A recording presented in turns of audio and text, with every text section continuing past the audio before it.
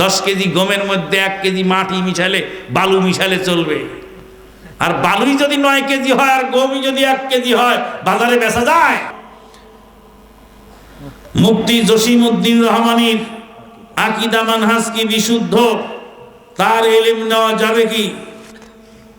মুফতি জসিমউদ্দিন রহমানী কিছু ভালো কথাও বলেছে, আবার কিছু উলট পালট কথাও বলেছে। মৌলানা আব্দুর রব সাহেবকে বলেছিলাম যে বেদাতিরাও তো মাঝে মাঝে ভালো কথা বলে। মৌলানা আব্দুর রব সাহেব বলছেন, বাবা ভেজাল দিতে হলে অরিজিনাল মাল কিছু লাগে, অরিজিনাল মাল ছাড়া কি ভেজাল হয়? 10 কেজি গমের মধ্যে 1 কেজি মাটি মিশালে বালু মিশালে চলবে। আর বালুই যদি 9 কেজি হয় আর গমই যদি 1 কেজি হয়, বাজারে বেচা যায়? 10 কেজি গম 1 কেজি মাটি বালু ওর ভিতরে মিক্স করে দিলে ওই গমের দামে ওটাও বেচা হয়ে যায়।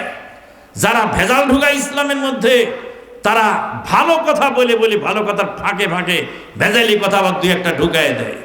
কাজেই সতর্ক থাকতে হবে।